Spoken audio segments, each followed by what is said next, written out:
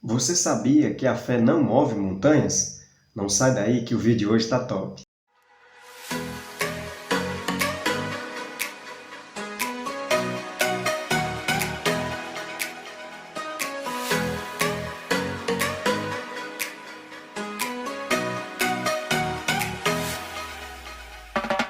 Olá, tudo bem? Eu sou Marcelo Ferreira e já virou até um jargão evangélico, né?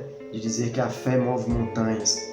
Mas será que é isso mesmo que a palavra de Deus nos ensina? O texto de Marcos, no capítulo 11, no verso 22, vai dizer o seguinte: Jesus disse-lhes: tende fé em Deus. Agora, uma coisa que a gente precisa entender antes de ir para o verso 23 é que não dá para crer em Deus sem crer naquilo que é a palavra de Deus. Em Hebreus, no capítulo 11, no verso 6, vai dizer que sem fé é impossível agradar a Deus, porque é necessário que aquele que se aproxima de Deus creia que Ele existe e que é galardoador daqueles que o buscam.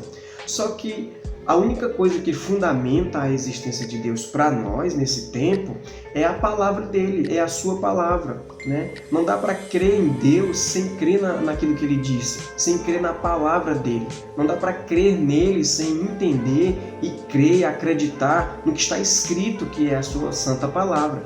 É por isso que vai culminar no verso 23 dizendo o seguinte: porque em verdade vos digo que qualquer que disser a este monte, ergue-te e lança-te no mar, e não duvidar em seu coração, mas crê que se fará aquilo que se diz, tudo o que disser lhe será feito. Então, ele não está dizendo que é a fé que move montanhas. Não, ele não está dizendo isso. Ele está dizendo que o fato de você crer em Deus, o fato de você crer na sua palavra, vai culminar numa ação, que é exatamente a ação que corresponde à fé, é o falar, é o declarar, é o dizer. Por isso que ele fala, olha, tudo que você disser, se você crê no que você está dizendo, você vai ter êxito, você vai ter sucesso, porque você vai falar fundamentado e embasado por aquilo que Deus disse.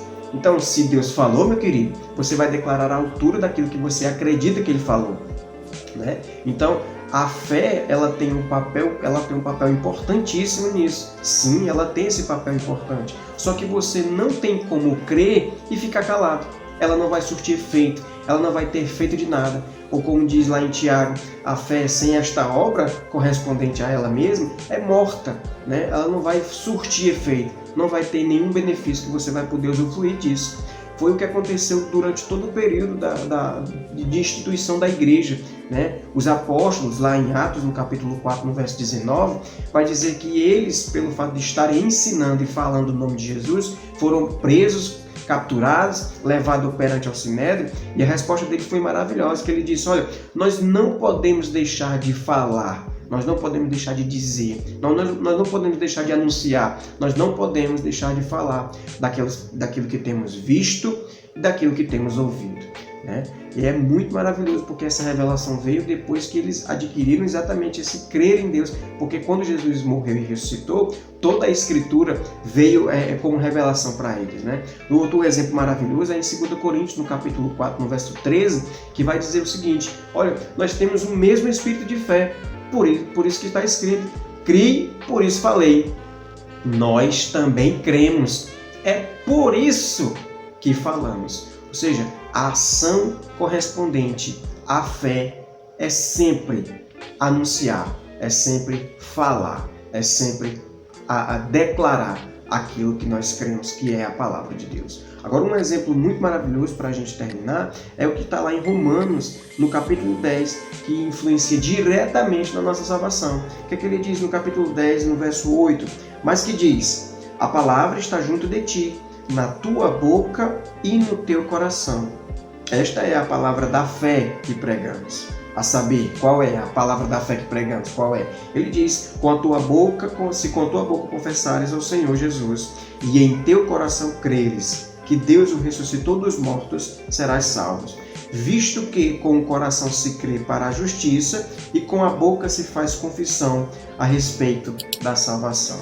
Então, se você somente crê, somente crer e ficar calado, não vai mover montanha, não vai surtir efeito, porque todo aquele que crê é inevitável que que ele não fique calado. Ele vai sempre falar, porque a fé, ela sempre fala. Então ele continua, no verso 13 ele vai dizer o seguinte: porque todo aquele que invocar o nome do Senhor será salvo.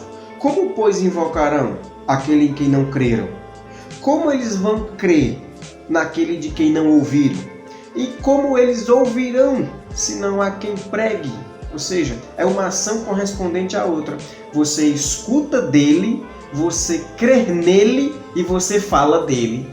Amém? Então, exatamente vai culminar naquela palavra do capítulo 10, verso 17, que diz: olha, essa fé, ela vem pelo ouvir, e o ouvir da palavra de Deus, porque se eu quero crer em Deus, eu vou ouvir a palavra de Deus para que eu possa crer nele.